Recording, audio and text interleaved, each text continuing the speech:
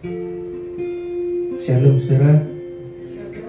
Biarlah pada pagi hari ini, ketika kita diberi kesempatan oleh Tuhan untuk beribadah, biarlah kita membawa setiap kerinduan hati kita untuk menyembah Dia dan memuji Dia. Biarlah mulai setiap pujian kita naikkan di hadapan Tuhan, itu berikan satu persembahan yang hari ini kepada Dia. Ya Tuhan, pada pagi hari Tuhan, kami serahkan Tuhan setiap pribadi kami Tuhan, setiap pergumulan kami ke dalam tangan Engkau Tuhan. Biarlah melalui ibadah pada pagi hari Tuhan, kami boleh senantiasa Tuhan memperoleh penghiburan yang baru dari Engkau Tuhan. Dan kami mau sambut Tuhan ibadah kami pada pagi hari ini Tuhan, hanya dalam nama Tuhan Yesus Kristus. Haleluya. Amin.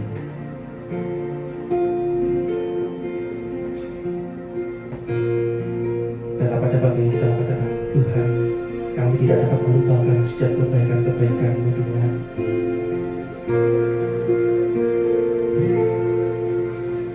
Ku tak dapat lupakan kebaikan yang ku terima, pengorbanan-Mu yang mulia, jadikan ku berharga.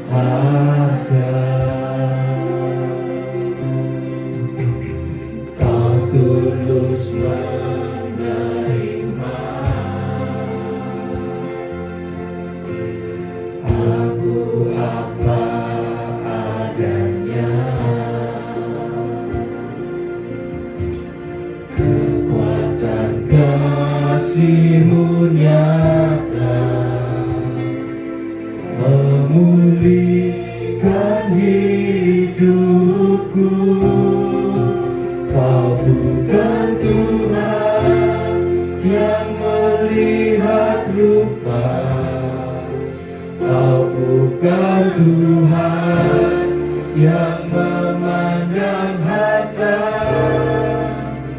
Hati hamba yang selalu Kau cari, biar Kau temukan di dalamku. Selama ku hidup, ku mau menyembah-Mu, sebab Engkau sangat berarti bagiku. Yang terbaik yang ada padaku, ku persembahkan kepada-Mu, Yesusku. Berdoa kami Tuhan firman Tuhan Yesus.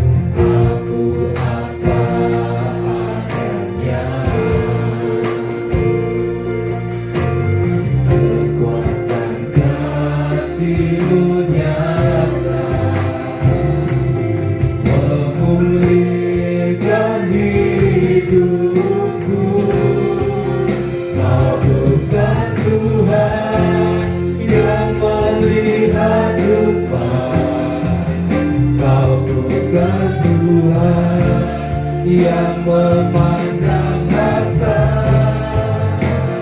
hati hamba yang selalu Kau cari, dan Kau temukan di dalamku. Selama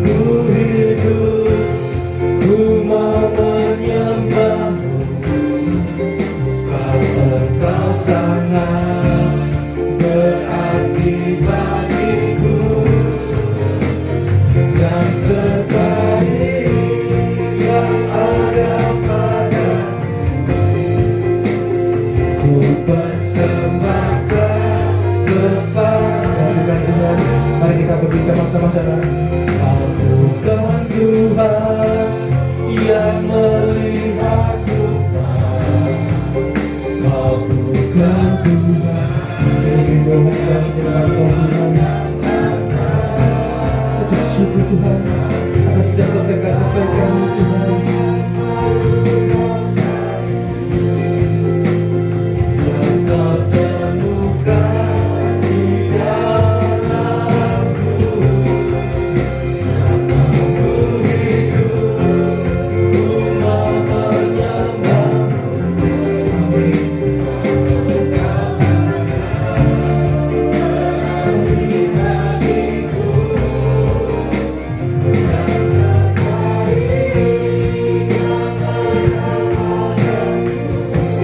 Persembahkan kepada-Mu Tuhan.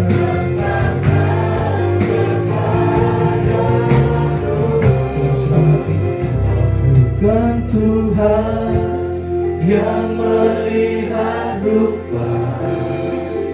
Kau bukan Tuhan yang memandang harta. Hati hamba yang selalu Kau cari, ya Kau temukan di dalamku. Selama ku hidup, ku mau menyembah-Mu sebab Engkau sangat berarti bagiku. Yang terbaik yang ada padaku, kami persembahkan kepada-Mu Tuhan. Kau bukan Tuhan yang melihat luka. Kau bukan Tuhan yang memandang harta. Hati hamba biar ketemukan di dalamku. Selama ku hidup, ku mau menyembah-Mu.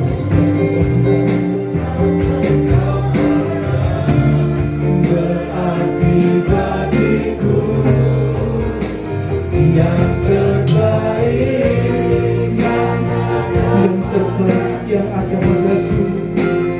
Yang terbaik yang ada padaku. Yang terbaik, yang terbaik yang ada padaku.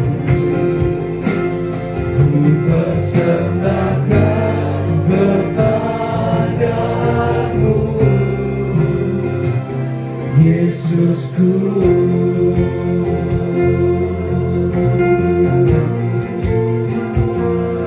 Yang terbaik kami persembahkan. Yang terbaik Tuhan, kami bawa ke hadirat-Mu. Haleluya, haleluya, haleluya, haleluya, haleluya. Kami persembahkan Tuhan kepada-Mu. Terima kasih Tuhan, terima kasih Yesus, terima kasih Tuhan, terima kasih. Haleluya, Yesus, haleluya. Kami menyembah-Mu Tuhan, kami tinggikan Kau, Bapa yang baik, Kau Bapa yang kasih Tuhan. Rahmat-Mu selalu baru setiap hari. Haleluya, Yesus. Kami bawa Tuhan hati kami di hadapan Kau Yesus. kerinduan kami di depan Engkau Tuhan. Haleluya Yesus. Ini kami Tuhan, ini kami Yesus. Dengar doa kami Tuhan. Kau bukan Tuhan yang melihat rupa, Kau bukan Tuhan yang memandang harta. Hati hamba yang selalu Kau cari, biar Kau temukan di dalamku. Selama ku hidup, ku mau menyembah-Mu. Amin. Sebab Engkau sangat berarti bagiku. Yang terbaik yang ada padaku, ku persembahkan kepadamu, Yesusku. Ya Tuhan, ini hati kami Tuhan, ini kerinduan kami Tuhan. Kami ingin senantiasa selalu Tuhan menaikkan penyembahan-penyembahan kami di depan Engkau Tuhan. Karena dengan penyembahan kami naikkan di depan Engkau Tuhan, kami boleh merasa dekat dengan Engkau Tuhan. Dan pada pagi hari Tuhan, kami ingin lebih dekat lagi kepada Engkau Tuhan. Melalui persekutuan kami dengan setiap kebenaran firman-Mu Tuhan, biarlah kami boleh memperoleh kekuatan yang baru. Biarlah kami boleh senantiasa memperoleh pengharapan yang baru Tuhan di dalam Engkau Tuhan. Itu Tuhan kami serahkan setiap pergumulan kami Tuhan. Kami yakin percaya Tuhan, ketika kami pulang dari tempat ini Tuhan, pengharapan yang baru, kekuatan yang baru boleh kami peroleh Tuhan di dalam Engkau. Terima kasih Tuhan, kami sambut Tuhan firman-Mu pada pagi hari ini. Hanya dalam nama Tuhan Yesus Kristus. Amin. Selamat pagi Bapak dan Ibu, saudara-saudara terkasih. Ini adalah pagi yang indah, yang cerah Tuhan berikan kepada kita. Ketika saya memperhatikan suasana dan nama dan visi misi dari gereja ini, maka saya mendapatkan sebuah peneguhan bahwa keluarga adalah hal yang sangat penting, sangat mendasar, dan itu sungguh-sungguh Tuhan sampaikan melalui firman Tuhan bahwa dengan begitu pentingnya keluarga sebagai basis, sebagai dasar, maka kita akan mendapatkan kebenaran, kita akan menikmati kebenaran Tuhan dengan utuh. Ya, bayangkan kalau kita tidak punya keluarga yang sedang berkelana sendirian, menanggung kesepian, maka yang diingat adalah keluarga. Aduh, kenapa saya sendirian di sini? Di mana ya saudara-saudara yang selalu mendukung saya, yang menguatkan saya ketika saya lemah dan seterusnya. Maka saya mulai merenungkan firman Tuhan dan kembali kita diteguhkan melalui firman Tuhan tentang kasih. Ya, kasih ini adalah sebuah hal yang berulang-ulang, terus-menerus digaungkan kembali supaya kita tidak lupa. Biasanya di dalam keluarga kita akan merasa ini rutinitas. Oh ya, saya suami. Oh ya, saya kepala keluarga. Oh ya, saya ayah, dan seterusnya. Saya punya tugas, saya punya tanggung jawab. Nah, akhirnya berkutat di dalam rutinitas. Mari kita segarkan kembali sebenarnya apa yang Tuhan inginkan bagi kita untuk belajar tentang keluarga, yaitu dalam hal kasih. Kita akan membuka firman Tuhan Roma pasal 12. Roma pasal 12, kita akan membaca bersama-sama ayat 9 dan 10. Mari kita perhatikan bagian firman Tuhan ini dari teks Roma pasal 12 ayat 9 hingga 10. Judul perikop yang diberikan oleh Lembaga Alkitab Indonesia adalah Nasihat untuk Hidup dalam Kasih. Mari kita baca bersama-sama. 3, 2, 1. Hendaklah kasih itu jangan pura-pura. Jauhilah yang jahat dan lakukanlah yang baik. Hendaklah kamu saling mengasihi sebagai saudara dan saling mendahului dalam memberi hormat. Amin. Ini adalah bagian yang mengawali bagian praktis selanjutnya, ya. Jadi ini Rasul Paulus memberikan sebuah topik dulu di depan, walaupun itu berkaitan dengan atasnya dalam konteks. Nah, surat Roma adalah surat yang paling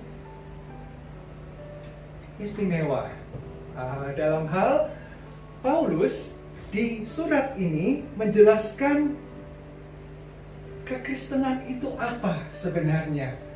Jadi kalau kita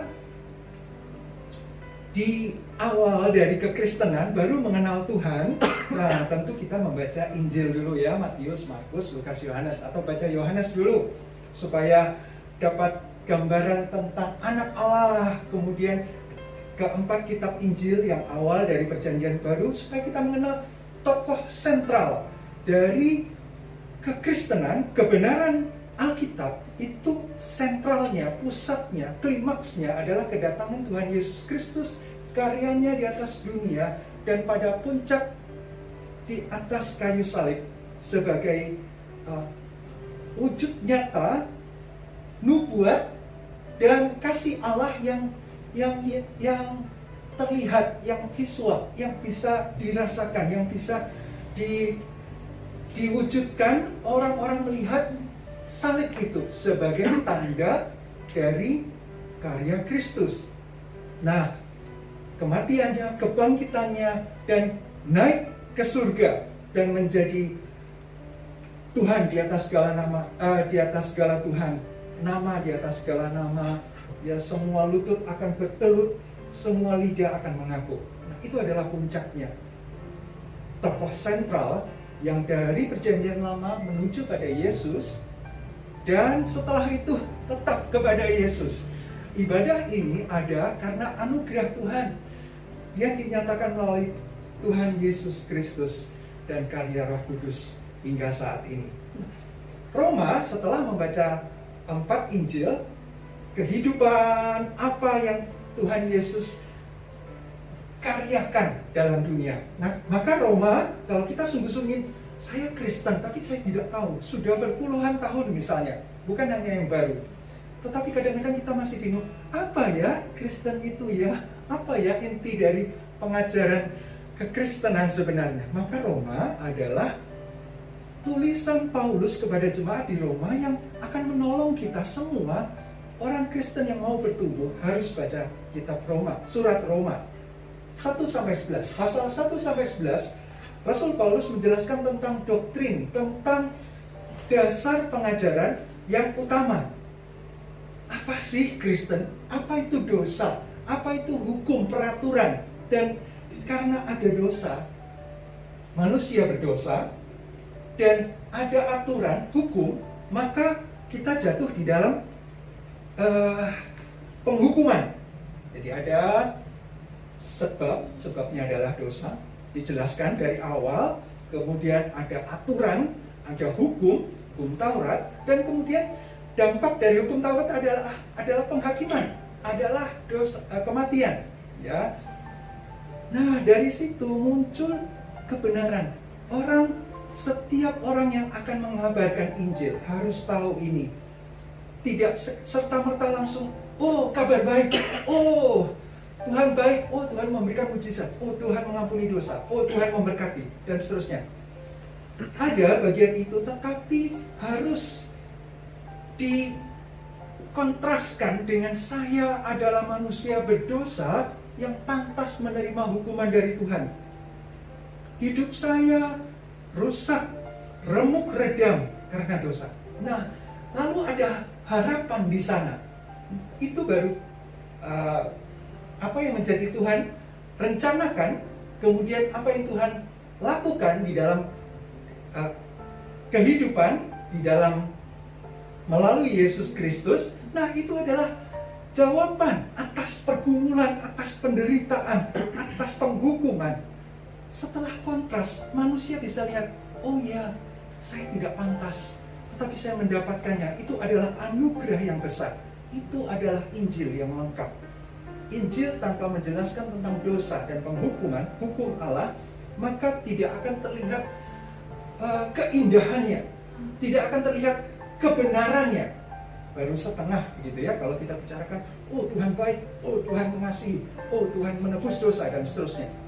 Dosa tanpa disadari bahwa saya berdosa dan patut menerima hukuman yang kekal, maka tidak ada indahnya, tidak ada makna yang istimewa dari salib. Nah, Roma 1-11 menjelaskan itu. Kita akan bisa belajar, nah saya harus mengakui bahwa ketika saya sendiri membaca surat Roma awal-awal, maka sulit ya bahasanya.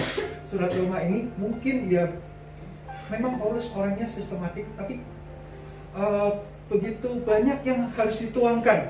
Jadi ada beberapa kalimat panjang sampai beberapa ayat.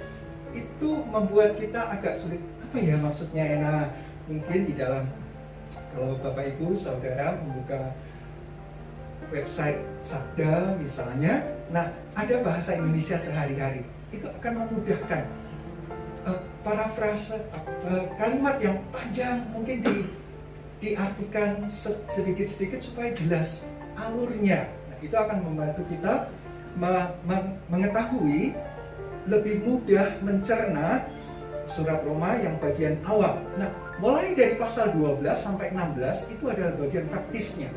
Setelah doktrin Roma 1-11, maka pasal 12 sampai 16 itu menjelaskan tentang bagaimana kita hidup setelah tahu kebenarannya, setelah tahu rahmat Allah yang begitu besar dari dosa, penghukumannya, hukum Taurat, lalu ada anugerah yang besar, maka praktisnya bagaimana? Nah, di Roma pasal 12 yang kita baca tadi adalah tentang nasihat untuk hidup di dalam kasih.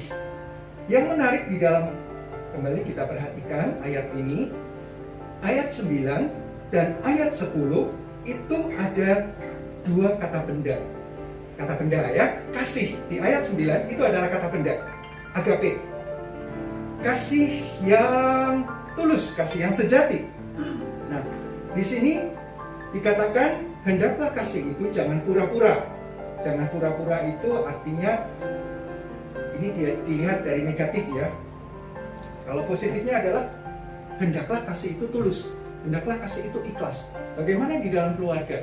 Ikhlaskah kita melihat pasangan hidup, melihat orang tua, melihat anak-anak, melihat saudara-saudara dalam keluarga besar dengan ketulusan, ya, tidak munafik. Kalau negatifnya tidak pura-pura, tidak munafik. Nah, kasih itu ikhlas, kasih itu tulus. Lalu dijelaskan dengan kata kerja, jauhilah, atau lebih banyak terjemahan di dalam bahasa Inggris itu bencilah. Bencilah yang jahat dan lakukanlah ini lebih ke arah berpeganglah, hold fast, cling to sesuatu yang benar, yang baik. Jadi kasih itu pasti baik. Kasih itu pasti benci, tidak suka, menjauhi ketidakbaikan, yaitu kejahatan. Lalu di ayat 10 kata bendanya adalah saudara, Philadelphia, ya. Philadelphia, kalau kita lihat sekarang di peta, itu adalah sebuah kota di Amerika. Maknanya adalah kasih persaudaraan, kata benda ya. Jadi sebuah kasih yang antar saudara, ada ikatannya. Bukan dengan orang asing, tetapi antar saudara. Di ayat 10 lebih spesifik, untuk kasih ini hendaklah kamu saling mengasihi. Nah, di sini adalah philostorgos. Artinya philo itu kasih. Kalau tadi agape adalah kasih, philia ada philo. Lalu storge itu ada keluarga, storge. Jadi kasih dalam keluarga, benar-benar Philadelphia, brotherly love. Kalau philos, storgos adalah kasih dalam philo, kasih, storge, family, keluarga. Jadi ditekankan lebih spesifik. Kalau tadi secara umum, kasih yang sejati itu benci pada jahat, hal-hal yang jahat, dan berpegang teguh pada yang benar, yang baik. Itu kasih. Nah, dengan ini kita bisa melihat, oh ya, berarti kasih itu pasti tidak jahat. Kasih itu pasti tidak menyakiti. Kasih itu pasti tidak kasar. Mungkin keras, tapi tidak dengan tujuan untuk menghancurkan atau untuk merendahkan orang lain. Pasti tidak. Lalu di ayat 10 ada kata kerja juga, ada 2 kata kerja. Nah, di sini dikatakan saling mendahului dalam memberi hormat, ya. Saling mendahului dalam memberi hormat. Artinya honor, menghargai orang lain secara proporsional, karena manusia yang lain juga adalah anugerah, menyandang gambar Allah walaupun tidak sudah rusak gitu ya, tapi tetap harus. Dan itu adalah saudara. Karena ini konteksnya adalah kasih persaudaraan dalam keluarga. Ayat 20 pasal 12 ayat 10 inilah yang lebih dekat. Ayo, kita punya kasih persaudaraan dan Tuhan menginginkan kita untuk mengasihi serius keluarga kita. Saya mengaitkan supaya lebih spesifik hal ini dengan persepsi. Persepsi itu apa, Bapak Ibu, Saudara? Persepsi itu adalah sensor kita, indera kita, itu adalah jendela. Jadi kalau kita manusia batiniah atau otak kita memandang segala sesuatu itu melalui jendela mata. Maka informasi dari yang dilihat itu masuk ke dalam diproses gitu ya, diterjemahkan, dielaborasi oleh otak. Kemudian apa yang terdengar? Ini juga jendela nih. Kadang-kadang kita bisa lebih tajam menilai sesuatu tanpa melihat, tapi dengan pendengaran. Saya juga melatih itu karena saya seorang yang sangat visual. Saya belajar ketika kuliah, saya menutup mata, saya ingin mendapatkan melalui indera pendengaran. Nah, saya melatih untuk mempertajam pendengaran dan melihat dengan jeli, mendengar dengan jeli, memperhatikan penekanan-penekanan itu yang tidak terlihat kalau visual. Jadi penekanan ketika dosen menyatakan sesuatu atau khotbah atau seminar, maka itu lebih jelas penekanannya itu ketika kita auditori, mendengar gitu ya. Lalu ada jendela yang lain, jadi 5 indera. Nah, itu semua diproses. Nah, proses itu namanya akhirnya dipersepsi. Itu adalah perception. Misalnya, saya melihat dia, kalau saya dekat, dia ketawa. Nah, persepsinya apa nih? Saya melihat ketika saya mendekat pada seseorang, dia ketawa. Sudah lihat, dengar ketawaannya. Ketawaannya kita merasa, aduh sini sekali gitu ya. Nah, apa yang kita persepsi? Orang ini sedang ngata-ngatain kita ya.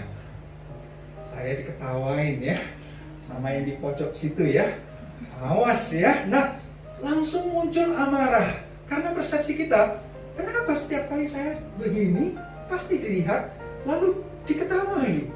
Nah, seringkali kita mempunyai persepsi yang salah, dan persepsi itu ditentukan oleh nilai, value dalam kehidupan kita. Ada orang-orang yang nilai yang nilai tingginya adalah materi. Jadi semua dilihat dengan materi. Ini akan mendatangkan keuntungan materi buat aku atau tidak? Kalau tidak, sorry, tidak. Kalau kamu mau makan, Anak-anak misalnya, kalau kamu mau makan, kerja dulu. Kalau tidak kerja, sorry, kamu nggak usah makan. Itu latihan untuk melihat, anak-anak dididik untuk melihat meraih sesuatu materi itu harus dengan usaha. Nah, itu adalah didikan. Kalau orang yang berharga, bernilai di dalam hidupnya adalah waktu, misalnya waktu, cepat sekali ya waktu berjalan. Itu akan semua dikejar oleh waktu. Waktu harus berharga, waktu harus bermakna. Jangan sia-siakan, maka dikejar, maka didisiplin, maka ditekan. Tuntutannya tinggi terhadap waktu. Nah, itu akan menjadi nilai yang akhirnya persepsi. Orang duduk santai, itu langsung dinilai, dipersepsi, kamu tuh malas ya, yang lihat yang lain kerja, yang lain sibuk, kamu kok enak duduk santai sekali. Wah, kita akan menjudge dia, menghakimi dia sebagai orang malas. Ini sebagai orang-orang yang sinis. Ini orang-orang yang tidak suka ya kamu ya. Oke, tidak apa-apa, aku bisa balas kok. Padahal maksudnya bukan begitu. Nah, persepsi ditentukan oleh nilai. Nah, persepsi itu juga menentukan perspektif, sudut pandang.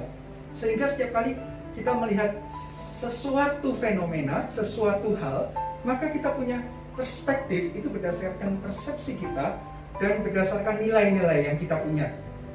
Sudut pandang itu yang membuat kita berbeda dengan yang lain. Bunga, beberapa bilang bunga ini bagus. Wah, warnanya cerah, ada yang kontras begitu ya, ada yang lembut, pastel, ada hijaunya. Tapi orang lain melihat, aduh, perspektif yang lain. Ya ampun, ini bunga sudah berapa tahun di sini ya, nggak pernah diganti, dibersihkan juga kelihatannya kurang begitu. Nah, perspektif orang kan berbeda-beda. Dengan kita kembali pada kasih. Kasih itu yang agape tadi ya, tulus, tidak munafik. Kasih itu secara aktif menjauhi, membenci yang jahat. Kasih itu secara aktif melakukan, berpegang teguh dan mewujudkan apa yang baik, yang benar. Lalu kita di dalam ayat 10, di dalam keluarga sebagai saudara, kita saling mengasihi dan memberikan penghargaan, honor, ya di sini hormat. Baik, mungkin tidak hormat begitu, tetapi secara pribadi kita bisa menghargai orang lain. Bisakah kita di dalam keluarga rohani di tempat ini kita berjumpa dengan keluarga rohani yang universal dengan orang-orang lain, keluarga Allah juga bagian dari tubuh Kristus. Di ayat sebelumnya dari ayat 9 ini tentang anggota tubuh Kristus. Nah, kita bisa nggak menghargai? Kelihatannya dia cuma bersih-bersih. Nggak begitu penting. Kalau ruangan ini tidak dibersihkan, kalau rumah kita tidak pernah dibersihkan, maka kita akan tidak merasa nyaman. Nah, ketika ada yang membersihkan, betulkah, bisakah kita menghargai? Ada yang memasakkan, ada yang bekerja keras di luar sana untuk income, untuk masuk, mendapatkan pendapatan buat keluarga. Satu sama lain, mari kita saling menghargai dengan kasih. Jangan menghakimi. Kalau secara praktis penerapannya adalah jangan menghakimi. Dengan persepsi yang salah, kita akan cepat menghakimi orang lain. Kamu ya, bla bla bla bla bla. Nah, mari kita coba lihat, belum tentu dia maksudnya itu. Dan kasih itu tidak begitu, tidak menghakimi. Biarlah Tuhan yang menjadi hakim. Biarlah saya dihakimi oleh Tuhan. Biarlah orang itu dihakimi oleh Tuhan. Apa motivasinya dan bagaimana kelakuannya? Bukan saya yang berhak untuk menghakimi. Maka mari kita pada pagi hari ini, siapa orang yang tidak kita suka? Siapa orang yang paling yang sering kita hakimi? Yaitu adalah orang-orang yang paling dekat. Anak kita, pasangan hidup kita, orang tua kita, pembantu rumah tangga kita mungkin, atau tetangga kita, kolega di tempat kerja. Sedikit-sedikit lihat orang itu, ini orang malas nih, ini orang tidak berguna nih, ini orang yang... Nah, berdasarkan nilai, mari kita sebagai anak Tuhan, nilai kita sebenarnya adalah, kitab Roma menjelaskan, nilai kita sebenarnya adalah pada pribadi Kristus. Kita itu dari pasal 1 sampai 11 jelaskan, kita itu bukan siapa-siapa. Di pasal 11 terakhir sebelum pasal 12, kita itu sebenarnya adalah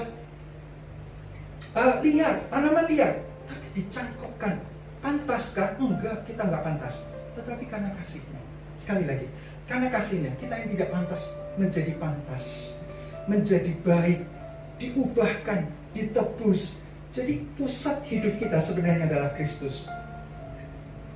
Kita tidak menghakimi orang lain karena Kristus. Value kita yang benar bukanlah materi. Value kita yang benar bukanlah sebuah kekuasaan, jabatan, atau pengaturan waktu yang sedemikian ketat demi keinginan sendiri, ya kepuasan dan latihan dari dulu. Bukan, tetapi karena Kristus. Karena Tuhan begitu baik. Harusnya saya mati karena dosa saya. Tetapi kebaikan Tuhan, kasih itu sudah dicontohkan, lalu diperintahkan. Itu fair. Kamu sudah menerima kasih yang begitu besar. Sekarang, mengasihilah dengan agape. Kasihilah dengan Philadelphia. Lihatlah orang lain. Mereka masing-masing punya persepsi. Masing-masing punya perspektif sudut pandang yang berbeda. Oke, jangan hakimi. Mari kita mengasihi apa adanya. Orang-orang yang kita bayangkan ini orang yang paling menjengkelkan, menyebalkan dalam kehidupan kita. Mari kita katakan, aku mau belajar tidak lagi menghakimi dia. Aku mau belajar, aku mengasihi dengan tulus, dengan berpegang pada kebenaran, kebaikan, menghargai, lebih dahulu menghargai. Tidak usah minta orang lain menghargai kita. Kita menghargai dulu, maka orang lain akan melihat. Mari kita renungkan firman Tuhan ini.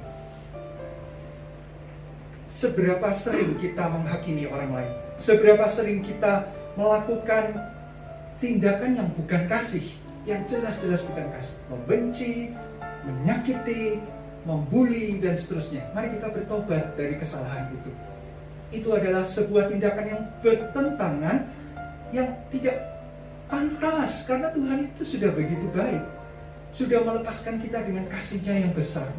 Masakan kita tidak bisa mengasihi orang lain? Contohnya sudah ada. Dan ada kuasa yang menyertai orang-orang anak Tuhan, keluarga Allah ini. Ada kuasa dari Roh Kudus untuk memampukan kita mengasihi dengan kasih yang benar. Mari kita belajar, ampuni saya Tuhan. Mari kita melihat selama ini kesalahan kita, dan dengan tunduk di hadapan Tuhan, menyadari Tuhan saya salah. Terima kasih untuk koreksi Tuhan dalam kehidupan saya. Seringkali saya memandang anak-anak saya, pasangan hidup saya, orang tua saya dengan pandangan yang rendah. Sering sekali saya menghakimi mereka. Ampuni Tuhan. Dan saya mau belajar untuk mengasihi dengan tulus, dengan kasih yang agape, dengan kasih persaudaraan yang benar. Inilah Tuhan hati kami, inilah Tuhan kegagalan kami. Kami sadar, kami mengakui, dan kami mau belajar Tuhan, melihat kepada Tuhan, berfokus pada Engkau yang telah begitu luar biasa mengasihi kami. Seharusnya lah mulut lidah kami senantiasa mengucap syukur kepada Tuhan. Terima kasih Tuhan, saya tidak sempurna, tetapi Tuhan menarik saya dalam keluarga Allah. Terima kasih Tuhan, saya mau belajar untuk mengasihi orang lain, untuk menghargai orang lain, dan untuk menjadi berkat buat orang lain. Terima kasih sebagai anggota tubuh Kristus. Tuhan, Engkau telah memberikan kami masing-masing keistimewaan. Tolong supaya kami bisa menggunakan keistimewaan itu untuk kemuliaan Engkau, untuk membangun orang-orang lain. Keluarga kami Tuhan, keluarga Allah di tempat ini, keluarga Allah secara universal, dan itu menjadi berkat bagi dunia. Terima kasih Bapa di surga, terima kasih. Camkanlah firman Tuhan ini dan mampukanlah kami untuk melakukannya. Di dalam nama Tuhan Yesus Kristus kami berdoa dan bersyukur. Amin. Kita akan tutup. Bersyukur untuk Bapak Ibu yang bisa hadir maupun yang melihat secara online. Jadi mari kita tetap setia di dalam beribadah, karena kasih Tuhan begitu besar. Sekali lagi saya mengundang jemaat untuk bangkit berdiri. Kita akan menerima berkat Tuhan. Kami telah mendengar firman Engkau Tuhan. Kami telah menyadari dan kami mau melakukan apa yang menjadi kehendak Tuhan. Dan kami pulang dengan membawa berkat dari Engkau. Kiranya Allah Bapa yang penuh dengan kasih dan kekudusan menolong kita semua untuk hidup di dalam kasih dan kekudusannya. Kiranya Tuhan Yesus Kristus, tokoh sentral yang menjadi pusat dalam kehidupan dalam alam semesta ini, senantiasa memberikan hati yang penuh dengan kehangatan untuk mengasihi orang lain. Dan kiranya Allah Roh Kudus, sumber kebenaran, penghiburan, menolong kita untuk mempercakapkan kebaikan Tuhan dan menjadi berkat buat orang lain. Terimalah berkat dari Allah Tritunggal ini di dalam nama Tuhan Yesus Kristus. Amin. Silakan duduk saat teduh. Ibadah selesai, Tuhan Yesus memberkati.